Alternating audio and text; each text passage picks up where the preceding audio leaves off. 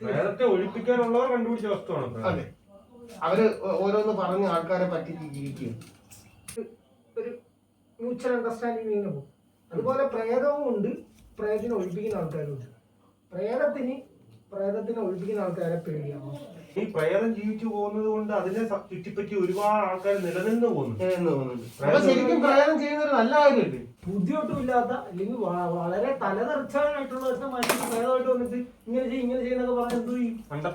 ആത്മാക്കളുമായി സംസാരിക്കാൻ വേണ്ടി പദ്ധതി ഞാനും അറിഞ്ഞുള്ളൂ.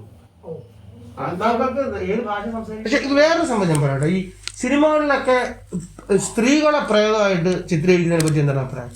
അത് സ്ത്രീകൾക്കുള്ള ഒരു പ്രാതിനിധ്യം കൊടുക്കുകയാണോ? പക്ഷെ അവിടെ ഏറ്റവും പ്രശ്നം എന്താണെന്ന് അറിയോ? ലോകത്തുള്ള ഏറ്റവും വലിയ പ്രേതം എന്ന് പറയുന്നത് ഡ്രാക്കുള ആണ്. തീർച്ചയായും. അപ്പോഴത്തേക്ക് അവിടെ പെണ്ണുങ്ങളുടെ ആ ഒരു സ്ത്രീ സമത്വം എന്ന് പറയുന്നത് അവിടെ തച്ചുടച്ചു കഴിഞ്ഞത്. ഇതിന് പോലും നമുക്കൊരു ഒരു ബാലൻസിങ് കൊണ്ടുവരാൻ പറ്റുന്നില്ല പ്രേതങ്ങളുടെ കാര്യത്തിൽ പോലും. ഇതിപ്പോ ഒരു നല്ല സുന്ദരിയായ ഒരു പ്രേതത്തെ കണ്ടാൽ മാത്രമേ നമ്മളെല്ലാരും നോക്കിയിരിക്കുള്ളൂ അല്ലേ? സുന്ദരമായ പ്രേതത്തിനെ നമ്മൾ നോക്കിയിരിക്കുന്നത്. തീർച്ചയായും. പെണ്ണാണെങ്കിൽ നോക്കുമല്ലോ, അതാണല്ലോ ആണാണ്.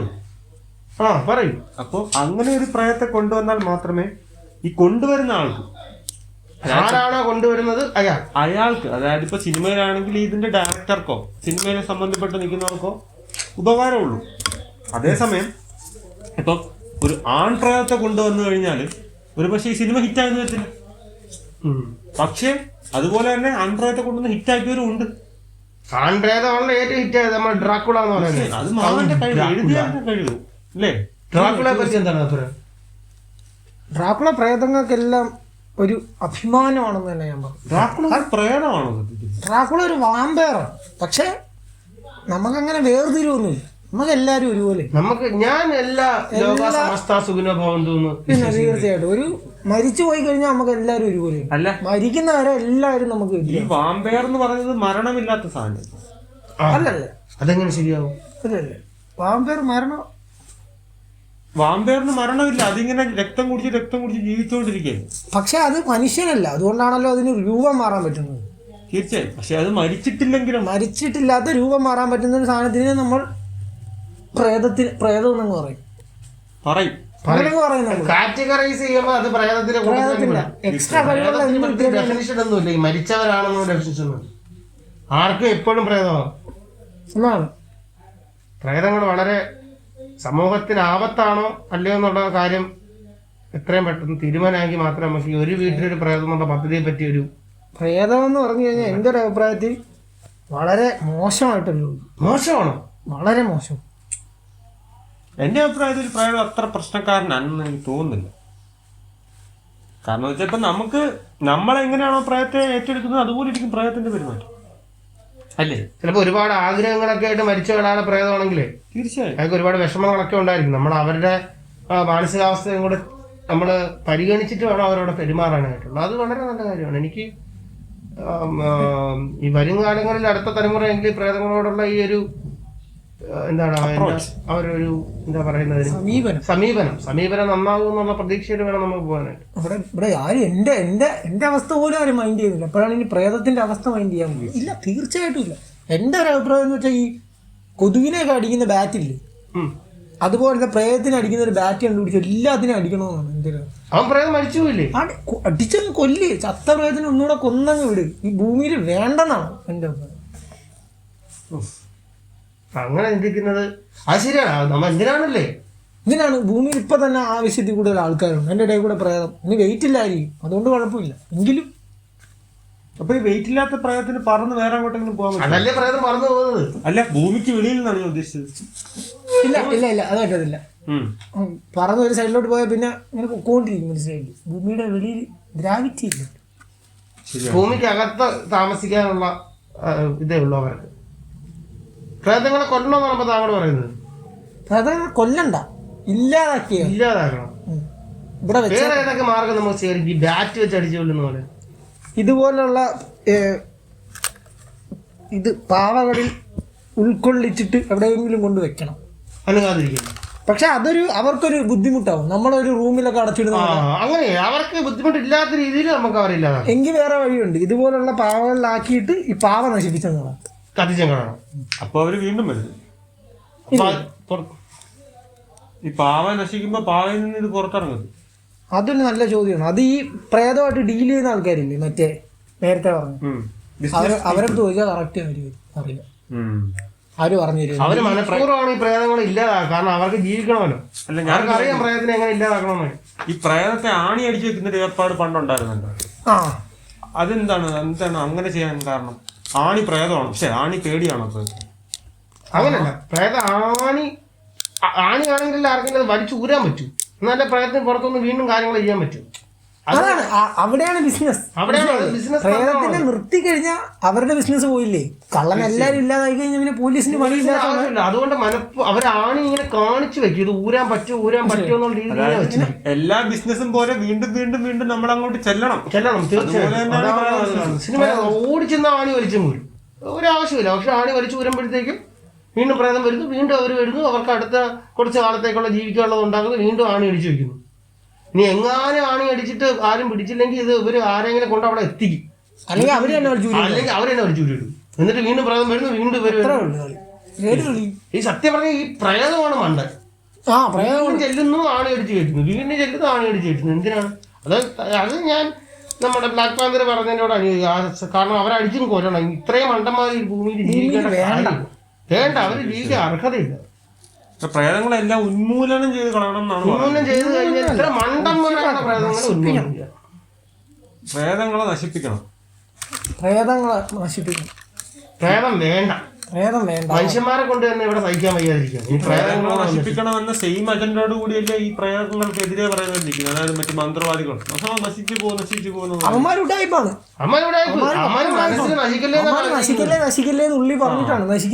നമ്മൾ ആ ഒരു കാറ്റഗറിയിലോട്ട് കയറാൻ പാടില്ല.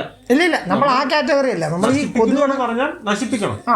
ടെക്നോളജി അല്ലാതെ വേണമെങ്കിൽ നമുക്ക് ചെയ്യാം. ഇതിന് ഞാൻ പ്രയത്നം ആക്കിയിട്ട് എനിക്ക് മാത്രമേ ഇതിലാക്കാൻ പറ്റൂ എന്ന് പറഞ്ഞ സ്ഥലത്ത് കൊണ്ടിട്ടു. ഇത് പൊട്ടിക്കരുത്, പൊട്ടിച്ചാൽ പ്രേതം പുറത്തിറങ്ങും എന്ന് പറഞ്ഞാൽ ആരിലും വന്ന് ചവിട്ടി പൊട്ടിക്കുമ്പോൾ നാളെ ഞാൻ വീണ്ടും വരും, ഇതുപോലെ വേറെ സാധനം ഉണ്ടാക്കും. അങ്ങനല്ല, നശിപ്പിക്കുന്നെങ്കിൽ വൺ ആൻഡ് ഫൈനൽ നശിപ്പിക്കും. പിന്നെ ആ പ്രേതം ഇല്ല, പിന്നെ നശിപ്പിക്കാനും ഉണ്ടാവാനോ പ്രേതം അവിടെ ഉണ്ടാവരുത്. തീർച്ചയായും. അതുകൊണ്ടാണല്ലോ ഈ ചില സിനിമകൾ, പേരെടുത്ത് ഞാൻ പറയുന്നില്ല, അതിന്റെ 1, 2, 3 ഒക്കെ എന്തുകൊണ്ടാണ് വരുന്നത്? ആ പ്രേതത്തിനെ അവര് ഫസ്റ്റിൽ നശിപ്പിക്കത്തില്ല, ഇവര് ഒഴിവാക്കി വിടും, അത് വീണ്ടും വരും, ഒഴിവാക്കി വിടും. ബിസിനസ്സാണ്. കാരണം വീണ്ടും സിനിമ എടുക്കുക, അതുപോലെയാണ് ഈ ആണി അടിക്കുന്നത്. ആണിയായിട്ട് നമുക്ക് സത്യം പറഞ്ഞ ഒരു റിലേഷൻ തന്നെ ഉണ്ട്. നമുക്ക് പറയാം, നമുക്കെന്ന് വെച്ചാൽ ഒരു തീർപ്പ് നമുക്ക് ആവശ്യമില്ല, നമുക്ക് ഇനിയും വേണം. അത് മനുഷ്യന്റെ അത്യാർത്ഥിയാണ് സത്യം പറഞ്ഞ സൂചിപ്പിക്കുന്നത്. അതായത് ഇത്രയും കിട്ടുമ്പോ അത് പോരാ, ഇനിയും വേണം. പ്രയത്തെ അടിച്ചു, ഇനി എന്ത് മനസ്സിലായി, ഇത് തീർന്നോ, ഇനിയിപ്പോ എന്താണ് എന്നുള്ളൊരു തോന്നലിലാണ് അടുത്ത ആൾ വന്ന് ആണി പിടിച്ചു ഊരുന്നത്. അത് ഈ മണ്ട മനുഷ്യന്മാര് വീണ്ടും ചെന്ന് പ്രയത്തിന് തുറന്നിട്ട് വീണ്ടും ചെല്ലും. ഈ പ്രയത്തിന്റെ അവസ്ഥയാണ് ഞാൻ ആലോചിക്കുന്നത്. അടിച്ച് ആണിയിൽ കയറ്റുന്നു, വീണ്ടും പുറത്തു വരുന്നു. അതിനെക്കാട്ടി നല്ലത് അതിനെ കുന്നുകളയുന്നതാണ്. ഇത്രയും ഒരു കോമൺ സെൻസ് ഇല്ലാത്ത ആയിപ്പോയാണ് നമ്മുടെ പ്രേതങ്ങൾ, അല്ലേ? തീർച്ചയായും നമ്മുടെ പ്രേതങ്ങൾക്ക് കുറച്ചുകൂടെ ഒക്കെ ഒരു ഇതായിരുന്നെങ്കിൽ ആണി പിന്നെ ഞാൻ പുറത്ത് വരത്തില്ല. ഞാൻ അറിയാലോ, ഞാൻ ഇതിനകത്ത് തന്നെ ഇരിക്കും. എന്തായാലും ഒരു മനുഷ്യൻ മരിച്ചാൽ അങ്ങ് മരിക്കണം. പിന്നെ ഈ പ്രേതമൊക്കെ ആയിട്ട് നിന്ന് കഴിഞ്ഞാൽ അവന് ഭയങ്കര ബുദ്ധിമുട്ടാണ് സത്യം പറഞ്ഞാൽ. അവനും ബുദ്ധിമുട്ട്, നാട്ടുകാർക്കും ബുദ്ധിമുട്ട്. ഒരു ഞാനങ്ങനെ പ്രേതമാണെങ്കിൽ ഞാൻ വരില്ല. ഞാൻ എവിടെയെങ്കിലും ഒക്കെ പോയി ഞാൻ ആരെങ്കിലും ശല്യം ഉണ്ടാക്കി ഞാൻ എവിടെയെങ്കിലും ഇരിക്കും. ആരും എന്നെ വന്ന് വിളിച്ചോണ്ടെന്ന് വരല്ലേ, എനിക്ക് താല്പര്യമില്ല. എനിക്ക് അങ്ങനെ ഇപ്പൊ തന്നെ വിളിക്കാനേ പോകുന്നു. ഇപ്പൊ തന്നെ എങ്ങോട്ടെങ്കിലും പോകാനാണ് താങ്കൾ പറയുന്നത്. ഇപ്പൊ തന്നെ എങ്ങോട്ടെങ്കിലും പോയാൽ അത്രയും നല്ലത്, മനസ്സിലായില്ലേ? ഈ വളരെ രസകരമായുള്ളൊരു സംഭവമുണ്ട്. അതായത് നമ്മളിപ്പോ ജീവിച്ചിരിക്കുന്ന സമയത്ത് നമ്മുടെ ഉള്ളിലുള്ള മോഹങ്ങളുണ്ടല്ലോ, അതായത് നമ്മുടെ ആഗ്രഹങ്ങൾ, മോഹങ്ങൾ, നമ്മുടെ മനസ്സ്, നമുക്ക് ദാഹമുണ്ട്. അതാണ് മോഹങ്ങൾ, ദാഹങ്ങൾ എല്ലാം. മോഹവും ദാഹവും ചേരുന്നതാണല്ലോ മനുഷ്യൻ. അപ്പൊ ഈ സാധനം ഇങ്ങനെ നമ്മൾ മരിച്ചു കഴിയുമ്പോൾ ഈ മോഹവും ദാഹവും ഇവിടെ പുറത്തു നിൽക്കും, മനസ്സിലായില്ലേ? അപ്പോൾ നമുക്ക് ഈ മോഹവും ദാഹവും വീണ്ടും ചെയ്യണമെന്ന് തോന്നുമല്ലോ. അപ്പൊ നമുക്കത് ചെയ്യാൻ ശരീരമില്ല.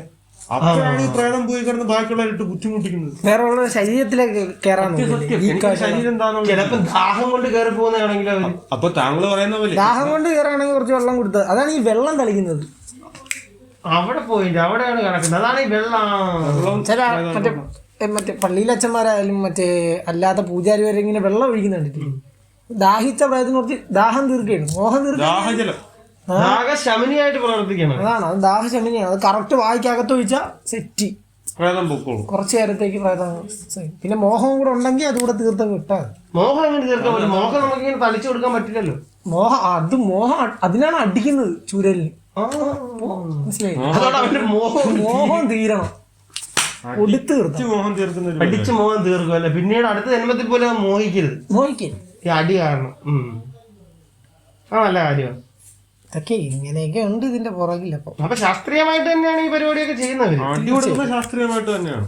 അത് അടി ഒരു നല്ല മരുന്നാണ് പ്രേതത്തിനാണെങ്കിലും ആർക്കാണെങ്കിലും. പക്ഷെ പ്രശ്നം എന്ന് വെച്ചാൽ ഈ പ്രേതം കാണിക്കുന്ന പരിപാടി അതല്ല, ഇത് വന്ന് വേറൊരാളുടെ ദേഹത്ത് വലിഞ്ഞു പിടിച്ച് കയറും. എന്നിട്ട് അവരടി കൊള്ളുന്നത്, അടി കൊള്ളുന്ന മറ്റേ വേറൊരാളും. അടി കൊള്ളുന്ന സമയത്ത് ഇതിന് കുഴപ്പമില്ല. അതായത് വെള്ളമൊക്കെ അടിച്ചിട്ടിരുന്ന് മറിഞ്ഞു വീഴത്തില്ല. അവന്റെ ശരീരത്തിൽ നിന്ന് വടിച്ചെടുത്ത് വെച്ചിട്ട് അടിക്കാനായിട്ടുള്ള എന്തെങ്കിലും ടെക്നോളജി ഉണ്ട്? ഇല്ല, അതാണ് വേണ്ടത്, അതാണ് വേണ്ടത്. എന്നിട്ട് അവനെ അടിക്കണം. ആരുടെ ദേഹത്താണോ കീഴത് അവന്റെ ഫ്രണ്ട് വെച്ച് തന്നെ അടിക്കണം. എങ്ങാനും അവൻ അടി കൊണ്ടുണ്ടെങ്കിൽ അവന് അടി കൊണ്ട് ഇച്ചിരിയെങ്കിലും സന്തോഷമാവുമല്ലോ. ആ പ്രേതം കാണാൻ അടി കൊള്ളേണ്ടത് ആണോ പറഞ്ഞത്. നമ്മൾ ആ സമയത്ത് എന്തായാലും അറിയത്തില്ല. നമ്മൾ ഈ പ്രേതം കയറിയിരിക്കുന്ന സമയത്ത് കയറിയിരിക്കുന്ന സമയത്ത് അറിയത്തില്ല. ഇത് ഇറങ്ങി പോയതിനു ശേഷം ഇങ്ങനെ ഇരിക്കാൻ നേരത്തില്ല എവിടെയൊക്കെയോ എന്തൊക്കെയോ അടി കൊണ്ട് എന്റെ വേദന പിന്നെ അറിയും. അതൊരു വല്ലാത്ത എക്സ്പീരിയൻസ്, അതൊരു വല്ലാത്ത എക്സ്പീരിയൻസ് ആണ്. അതിലൂടെ കടന്നു പോകണമെന്ന് ഞാൻ ഒരു വട്ടം ഇല്ലേ ജീവിതമായിരിക്കുമ്പോഴേ അടികൊള്ളുന്ന എക്സ്പീരിയൻസ് കിട്ടുന്നുണ്ടല്ലോ. കിട്ടുന്നുണ്ട്. പക്ഷെ ഇങ്ങനെ ഒരു പ്രേതത്തിന്റെ പേരിൽ അടി കിട്ടിയിട്ടില്ല. കളത്തിലൊക്കെ കൊണ്ടിരുത്തി, മനസ്സിലായില്ലേ? തീയുടെ അടുത്തൊക്കെ അടി കൊണ്ടിട്ട് നമുക്ക് അവസാനം പാടില്ല. അടി കൊണ്ടത് എന്റെ പ്രേതത്തെ ബ്ലെയിം ചെയ്യാമല്ലോ നമുക്ക് അവസാനം. എന്റെ തെറ്റുകൊണ്ടല്ല, പ്രേതം ചെയ്ത തെറ്റുകൊണ്ടാണെന്ന് പറയാലോ. പക്ഷെ അങ്ങനെയാണെങ്കിൽ ആൾക്കാർ അങ്ങനെ കാണിക്കില്ല. ഓരോ ഉടായ്പ കാണിച്ച് എന്റെ ദേഹത്ത് ബാധ കയറിയിട്ടാണ് ഞാൻ ചെയ്തതെന്ന് കാണിക്കുന്നവരുണ്ട്. ഞാൻ കണ്ടിട്ടുണ്ട് അങ്ങനെയുള്ളവർ. അത് ശരി, അങ്ങനെയുള്ളവരെ അടിക്കണ്ടേ? അങ്ങനെയുള്ളവരൊക്കെ ഈ ചില ക്ഷേത്ര പരിസരങ്ങളിലും ഈ എന്താണ് ആരാധനാലയങ്ങളുടെ അടുത്തൊക്കെ ചെന്ന് കഴിഞ്ഞാല് ഇങ്ങനെ കാണിക്കുന്നവരുണ്ട്. സ്വന്തം അങ്ങനെയുള്ളവരെ നേരത്തെ മനസ്സിലാക്കി കഴിഞ്ഞാൽ ശ്രദ്ധിച്ചാൽ മതി. നമുക്ക് ചൂരലിനല്ല മടലിനാണ് അടി.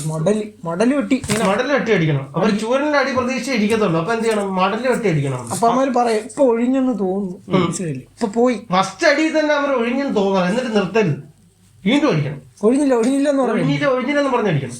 ആണ് അവന്മാർക്ക് കൊടുക്കേണ്ടത്. ഒരു പ്രേതം എന്റെ അടുത്ത് വന്നു കഴിഞ്ഞാൽ ഞാൻ പറയും എന്നാ എന്ത് പറയും? ഇങ്ങനെ എന്നിട്ട് പറയും കേറിക്കോളാൻ പറയും. പക്ഷെ അത് എങ്ങനെയുള്ള പ്രേതമാണെന്ന് താങ്കൾ അടി കിട്ടത്തില്ലേ? അടി കിട്ടത്ത് അത് കുഴപ്പമില്ല. എനിക്കൊന്ന് എക്സ്പീരിയൻസ് ചെയ്യണം. ഈ കയറി കഴിഞ്ഞിട്ട് ഞാൻ ഉറങ്ങുന്ന പോലെയാണോ അതോ ഞാൻ വേറെ ഏതെങ്കിലും ലോകത്ത് ഞാനിങ്ങനെ കുറെ നേരം നടക്കുവോ, ഇതെല്ലാം എനിക്കറിയാം. വാ കയറി നേരം പറയും. പ്രേതത്തെ വിളിച്ചു വരുത്താൻ പറ്റിയ എന്തെങ്കിലും സംഭവം കണ്ടുപിടിക്കാൻ പറ്റും? ഞാൻ വിളിച്ചറിയില്ല. പ്ലീസ് കം എന്ന് പറഞ്ഞാൽ ഞാൻ പ്രേതത്തിന്റെ ഫോൺ നമ്പർ ഉണ്ട്, അതറിയില്ലേ? ഇല്ല. പ്രേതത്തിന്റെ ഫോൺ നമ്പർ ഉണ്ട്. ഞാൻ എന്റെ ചെറുതിലേക്ക് ഞാൻ കണ്ടിട്ടുണ്ട്. എവിടെയൊക്കെയോ ഇങ്ങനെ കറങ്ങി വന്നാൽ ദൈവത്തിന്റെ ഫോൺ നമ്പർ ഉണ്ട്. ദൈവത്തിന്റെ ഫോൺ നമ്പർ ഉണ്ട്. അത് പ്രേതമുണ്ടെങ്കിൽ ഒരു സൈഡിൽ ദൈവമുണ്ട്. ഇത് രണ്ടും കൂടി പാക്കേജ് ആയിട്ടേ വരത്തുള്ളൂ. ഞാനിത് വിളിച്ചു നോക്കി പ്രേതത്തിന്റെ ഫോൺ നമ്പർ കിട്ടിയോ? പ്രേതത്തിന് ബിസി ആയിരുന്നു. പ്രേതം ആരൊക്കെയോ വിളിച്ചോണ്ടിരിക്കുകയാണ് സമയത്ത്. അത്രയും ആൾക്കാർ ആകാംക്ഷാപരരാണ് പ്രേതത്തെ പറ്റി അറിയാൻ. മൊത്തത്തിൽ പറയുകയാണെങ്കിൽ പ്രേതം ശരിക്കും നമുക്ക് തിരിച്ചു വിടുന്നില്ല. ഇതിപ്പോ പ്രേതം ലോൺലി അല്ല ഒരിക്കലും. ഇത്രയും കോളൊക്കെ വന്നോണ്ടിരിക്കുമ്പോ പിന്നെ എങ്ങനെയാണ് പുള്ളിക്ക് വിഷമം? അവർക്ക് ബോറടിക്കില്ല. ഇത്ര അവർക്ക് അവരുടേതായിട്ടുള്ള പേഴ്സണൽ സ്പേസ് നമ്മൾ കൊടുക്കണ്ടേ? അതാണ് പേഴ്സണാലിറ്റി പേഴ്സണൽ സ്പേസ് കൊടുക്കും. അത് ഭയങ്കര കഷ്ടമാണ്. എന്തോ എന്താണ് അല്ല അങ്ങനെയൊക്കെയാണ് കാര്യങ്ങൾ. അപ്പൊ പ്രേതം വേണ്ട. എന്റെ അഭിപ്രായം വേണ്ടെന്ന് തന്നെയാണ് എന്റെ അഭിപ്രായം. എന്റെ അഭിപ്രായത്തിൽ പ്രേതം ഉണ്ടെങ്കിൽ ഒന്ന് കണ്ടിട്ട് ഇല്ലാതാക്കുന്നതായിരിക്കും കുറച്ച്. അതിപ്പോ എല്ലാരും കാണാൻ നിൽക്കുക വീണ്ടും നീണ്ടു പോയില്ലേ? ഇല്ല, ഒറ്റ അടിക്ക് എല്ലാത്തിനെയും കൂടെ പിടിച്ചുകൊണ്ട് സൈഡിലോട്ട് നിർത്തി ഈ പറഞ്ഞ അടിയും കൊടുത്ത് ഓടിക്കാൻ.